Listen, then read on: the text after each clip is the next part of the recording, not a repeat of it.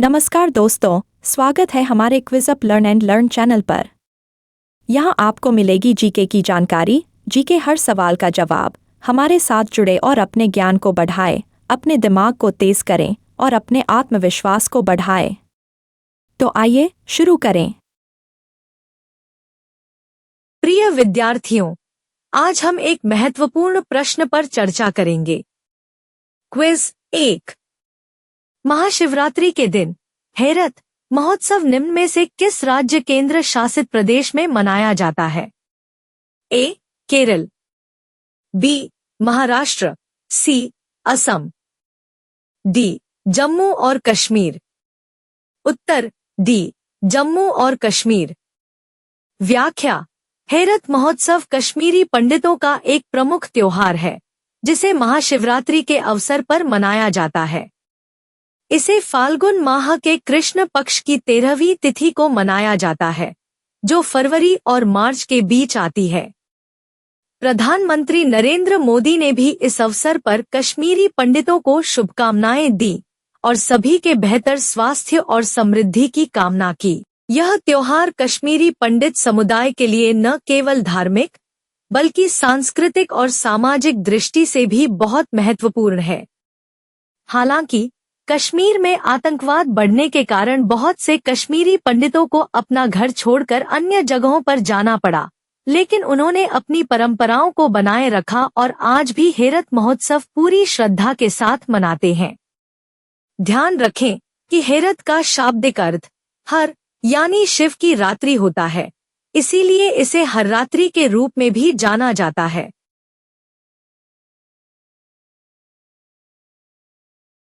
Quiz 2। Innovate with GOI stats data visualization hackathon किस मंत्रालय द्वारा आयोजित किया जा रहा है? ए. इलेक्ट्रॉनिक्स और सूचना प्रौद्योगिकी मंत्रालय, बी. सांख्यिकी और कार्यक्रम कार्यान्वयन मंत्रालय, सी. विज्ञान और प्रौद्योगिकी मंत्रालय, डी. शिक्षा मंत्रालय। उत्तर बी. सांख्यिकी और कार्यक्रम कार्यान्वयन मंत्रालय।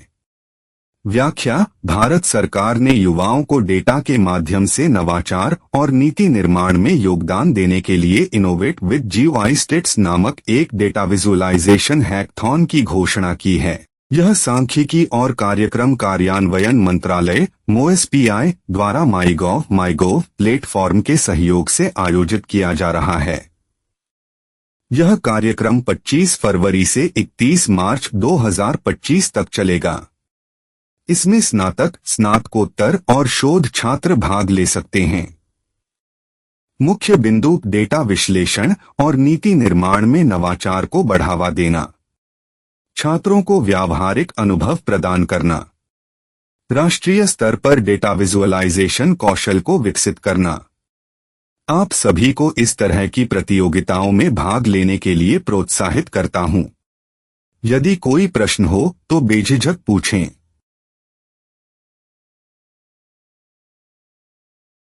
क्विज 3। प्रकृति 2025 सम्मेलन का मुख्य उद्देश्य क्या था? ए. कृषि सुधारों पर चर्चा करना, बी. जलवायु परिवर्तन और कार्बन बाजारों पर ध्यान केंद्रित करना, सी. राष्ट्रीय सुरक्षा से संबंधित मुद्दों पर विचार विमर्श, डी. डिजिटल इंडिया अभियान को बढ़ावा देना। उत्तर बी. जलवायु परिवर्तन और कार्बन बाजारों पर ध्यान केंद्रित करना। व्याख्या: प्रकृति 2025 एक अंतर्राष्ट्रीय सम्मेलन है जो नई दिल्ली में आयोजित किया गया। इसका उद्देश्य जलवायु परिवर्तन और कार्बन बाजारों से जुड़ी परिवर्तनकारी पहलों को एकीकृत करना था। यह सम्मेलन सुदृढ़ता, जागरूकता, ज्ञान और संसाधनों को बढ़ावा देने के लिए आयोजित किया गया। राष्ट्रीय और अंतर्राष्ट्रीय विशेषज्ञों, नीति निर्माताओं, प्रमुख उद्योगपतियों, शोधकर्ताओं और व्यवसायियों ने इसमें भाग लिया। इस सम्मेलन ने वैश्विक कार्बन बाजार के वर्तमान रुझानों, चुनौतियों और भविष्य की संभावनाओं पर विचार विमर्श करने के लिए एक उच्चस्तरीय मंच प्रदान किया। मुख्य बिंदु: जलवायु परिवर्तन से निपटने के लिए रणनीतियां, कार्बन बाजारों के विकास और उनकी भूमिका, नवीकरणीय ऊर्जा और हरित तकनीकों को बढ़ावा, प्रिय विद्यार्थियों, आज हम असम की सांस्कृतिक धरोहर से जुड़े एक महत्वपूर्ण उत्सव झुमोर बिनंदिनी 2025 के बारे में जानेंगे।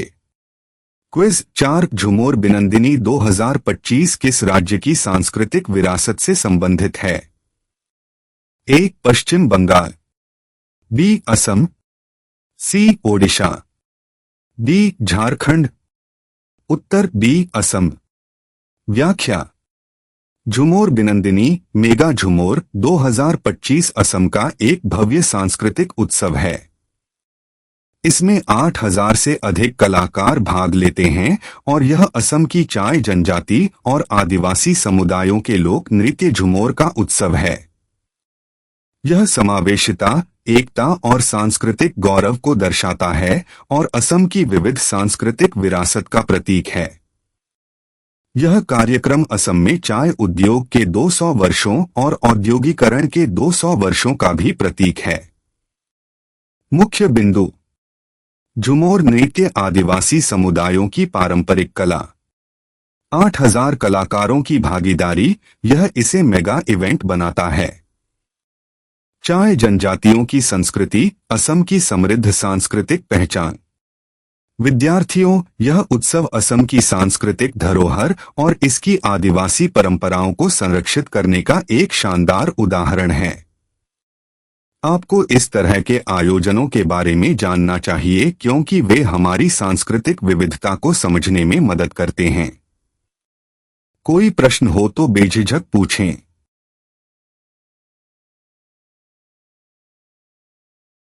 प्रिय विद्यार्थियों, आज हम एक महत्वपूर्ण आर्थिक और व्यापारिक सम्मेलन एडवांटेज असम 2.0 समिट के बारे में जानेंगे। क्विज 5 प्रधानमंत्री नरेंद्र मोदी ने एडवांटेज असम 2.0 समिट का उद्घाटन कहाँ किया?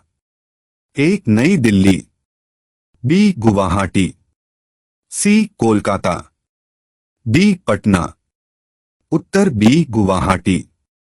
व्याख्या: प्रधानमंत्री नरेंद्र मोदी ने मंगलवार को असम के गुवाहाटी में एडवांटेज असम 2.0 समिट का उद्घाटन किया।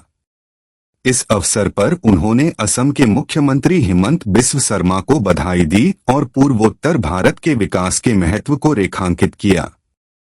यह 2 दिवसीय समिट मुख्य रूप से निवेश और बुनियादी ढांचे पर केंद्रित है।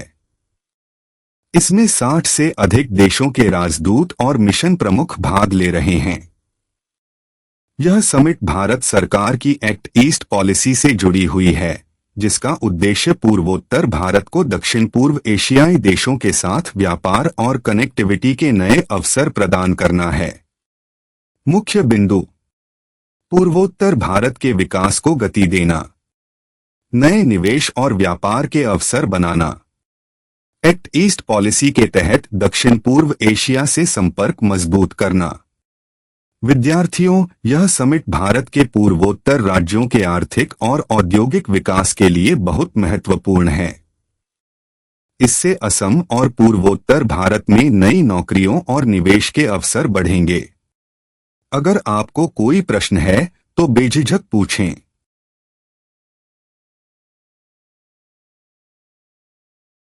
प्रिय विद्यार्थियों, आज हम एक महत्वपूर्ण आर्थिक और व्यापारिक सम्मेलन एडवांटेज असम 2.0 समिट के बारे में जानेंगे। क्विज 5 प्रधानमंत्री नरेंद्र मोदी ने एडवांटेज असम 2.0 समिट का उद्घाटन कहाँ किया? ए. नई दिल्ली, बी. गुवाहाटी, सी. कोलकाता, डी. पटना। उत्तर बी. गुवाहाटी। व्याख्या: प्रधानमंत्री नरेंद्र मोदी ने मंगलवार को असम के गुवाहाटी में एडवांटेज असम 2.0 समिट का उद्घाटन किया। इस अवसर पर उन्होंने असम के मुख्यमंत्री हिमंत बिस्व शर्मा को बधाई दी और पूर्वोत्तर भारत के विकास के महत्व को रेखांकित किया। यह 2 दिवसीय समिट मुख्य रूप से निवेश और बुनियादी ढांचे पर केंद्रित है। इसमें 60 से अधिक देशों के राजदूत और मिशन प्रमुख भाग ले रहे हैं। यह समिट भारत सरकार की एक्ट ईस्ट पॉलिसी से जुड़ी हुई है, जिसका उद्देश्य पूर्वोत्तर भारत को दक्षिण पूर्व एशियाई देशों के साथ व्यापार और कनेक्टिविटी के नए अवसर प्रदान करना है। मुख्य बिंदु: पूर्वोत्तर भारत के विकास को गति देना, नए निवेश और व्यापार के अवसर बनाना, एक्ट ईस्ट पॉलिसी के तहत दक्षिण पूर्व एशिया से संपर्क मजबूत करना। विद्यार्थियों, यह समिट भारत के पूर्वोत्तर राज्यों के आर्थिक और औद्योगिक विकास के लिए बहुत महत्वपूर्ण है। इससे असम और पूर्वोत्तर भारत में नई नौकरियों और निवेश के अवसर बढ़ेंगे। अगर आपको कोई प्रश्न है तो बेझिझक पूछें।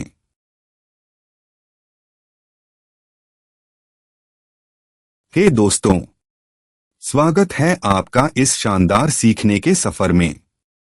आज हम एक बहुत ही दिलचस्प और काम की जानकारी लेकर आए हैं जो इंडियन ओवरसीज बैंक (आईओबी) की नई तकनीक से जुड़ी है। तो आइए बिना किसी देरी के शुरू करते हैं। क्विज 7।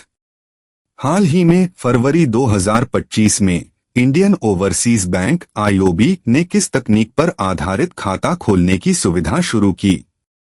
ए. Biometric OTP, B. Aadhaar OTP, C. PIN आधारित लॉगिन, डी. Face recognition. सही उत्तर बी. आधार ओटीपी। समझिए पूरी कहानी। इंडियन ओवरसीज बैंक (आईओबी), जो कि चेन्नई, तमिलनाडु में स्थित एक प्रमुख सार्वजनिक क्षेत्र का बैंक है, ने 18 फरवरी 2025 को अपने 89वें स्थापना दिवस के मौके पर एक बहुत ही शानदार सुविधा लॉन्च की। अब ग्राहक आधार वन टाइम पासवर्ड (ओटीपी) आधारित खाता खोल सकते हैं और application programming interface (API) banking सेवाओं का लाभ उठा सकते हैं।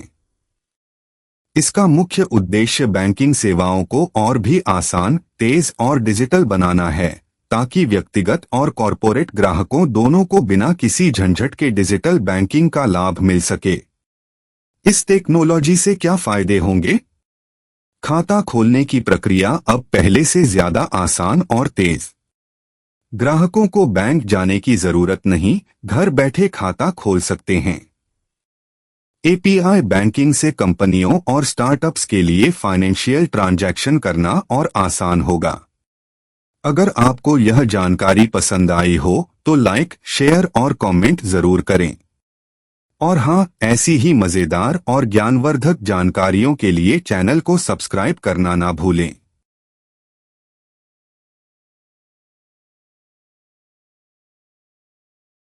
हे दोस्तों, स्वागत है आपका इस नॉलेजफुल सेशन में। अगर आप बैंकिंग और बीमा से जुड़े अपडेट्स को समझना चाहते हैं तो यह वीडियो आपके लिए बहुत ही खास होने वाला है। आज हम बात करेंगे बीमा कानून संशोधन की समीक्षा के लिए गठित समिति के बारे में। क्विज 8. हाल ही में फरवरी 2025 में बीमा कानून संशोधन की समीक्षा के लिए गठित समिति के अध्यक्ष कौन हैं? ए. शक्तिकांत दास, बी. उर्जित पटेल, सी. दिनेश खारा, डी. रघुराम राजन। सही उत्तर सी. दिनेश खारा। पूरी जानकारी विस्तार से। 20 फरवरी 2025 को भारतीय बीमा विनियामक और विकास प्राधिकरण (IRDAI) ने बीमा अधिनियम 1938 में किए गए संशोधनों की समीक्षा और उन्हें प्रभावी रूप से लागू करने के लिए 7 सदस्यीय समिति का गठन किया। इस समिति के अध्यक्ष होंगे भारतीय स्टेट बैंक (SBI) के पूर्व चेयरमैन दिनेश खारा। समिति का मुख्य उद्देश्य बीमा उद्योग को और अधिक प्रभावी, पारदर्शी और उपभोक्ता हितैषी बनाना है। इस फैसले के क्या फायदे होंगे? बीमा क्षेत्र में सुधारों की पहचान और बेहतर क्रियान्वयन, नीतियों को पारदर्शी और ग्राहकों के लिए लाभकारी बनाना, बीमा क्षेत्र में निवेश और नवाचार को बढ़ावा देना, डिजिटल बीमा सेवाओं को और मजबूत करना। दोस्तों, बैंकिंग और बीमा से जुड़ी यह खबर आपके लिए कितनी उपयोगी लगी? अगर आपको यह जानकारी पसंद आई हो तो लाइक, शेयर और कमेंट करना ना भूलें। और हाँ, ऐसी ही जबरदस्त अपडेट्स के लिए चैनल को सब्सक्राइब जरूर करें।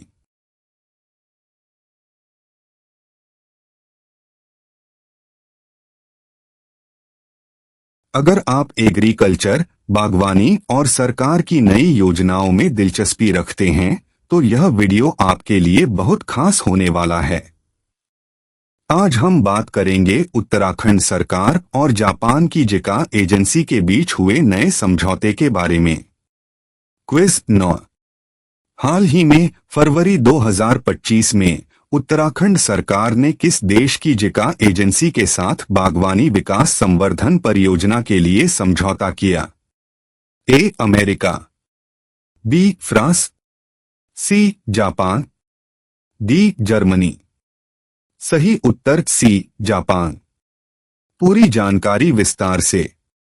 फरवरी 2025 में जापान इंटरनेशनल कोऑपरेशन एजेंसी जिका और उत्तराखंड सरकार के बागवानी और खाद्य प्रसंस्करण विभाग DHFP ने एक 4 वर्षीय तकनीकी सहयोग परियोजना TCP के लिए आधिकारिक समझौता किया।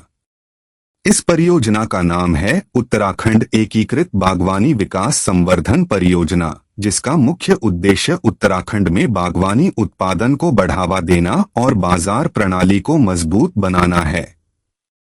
इस परियोजना का प्रभाव मुख्य रूप से टिहरी गढ़वाल और नैनीताल जिलों में देखने को मिलेगा, जहां किसानों को नई तकनीकों, संसाधनों और अंतर्राष्ट्रीय बाजार तक पहुंच मिलेगी। इस फैसले के क्या फायदे होंगे? बागवानी उत्पादों की गुणवत्ता और उत्पादन में वृद्धि, फार्मिंग में नई तकनीकों और संसाधनों का उपयोग, बाजार तक आसान पहुंच और किसानों की आय में वृद्धि। उत्तराखंड के कृषि क्षेत्र में अंतर्राष्ट्रीय निवेश और सहयोग बढ़ेगा। अगर आपको यह जानकारी पसंद आई हो तो लाइक, शेयर और कमेंट जरूर करें। और हां,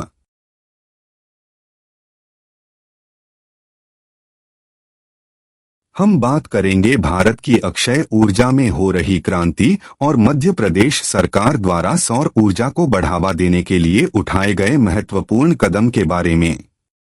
क्विज 10। हाल ही में फरवरी 2025 में मध्य प्रदेश सरकार ने किस कंपनी के साथ धार में 200 मेगावाट सौर परियोजना के लिए समझौता किया? A. Tata power, B. NTPC, C. Solar energy corporation of India limited ACCI, D. Adani green energy. सही उत्तर C. Solar energy corporation of India limited ACCI। इस खबर को गहराई से समझते हैं। नवीन एवं नवीकरणीय ऊर्जा मंत्रालय के अंतर्गत नवरत्न CPSU ACCI ने धार, मध्य प्रदेश में 200 मेगावाट की सौर परियोजना स्थापित करने के लिए मध्य प्रदेश सरकार के साथ एक समझौता ज्ञापन MOU पर हस्ताक्षर किए हैं। इस समझौते पर 24 से 25 फरवरी 2025 को भोपाल में आयोजित वैश्विक निवेशक शिखर सम्मेलन 2025 फीट में हस्ताक्षर किए गए। इस परियोजना का मुख्य उद्देश्य क्या है? मध्य प्रदेश में सौर ऊर्जा को बढ़ावा देना, हरित ऊर्जा उत्पादन को बढ़ाकर कार्बन फुटप्रिंट कम करना, 1000 मेगावाट की बैटरी स्टोरेज परियोजना के साथ ऊर्जा भंडारण को मजबूत बनाना, नवीकरणीय ऊर्जा के क्षेत्र में नए रोजगार के अवसर पैदा करना। इस परियोजना के क्या फायदे होंगे? स्वच्छ और नवीकरणीय ऊर्जा स्रोतों को बढ़ावा मिलेगा, मध्य प्रदेश की ऊर्जा आत्मनिर्भरता बढ़ेगी, स्थानीय लोगों को रोजगार के नए अवसर मिलेंगे, भारत के 2070 तक नेट जीरो लक्ष्य को प्राप्त करने में मदद मिलेगी। आपकी राय महत्वपूर्ण है। विद्यार्थियों, आपको क्या लगता है, भारत में सौर ऊर्जा का भविष्य कितना उज्जवल है? अपने विचार हमें कमेंट सेक्शन में बताएं। अगर आपको यह जानकारी उपयोगी लगी तो लाइक, शेयर और सब्सक्राइब करना न भूलें। मिलते हैं अगले वीडियो में, तब तक स्टे क्यूरियस, कीप लर्निंग।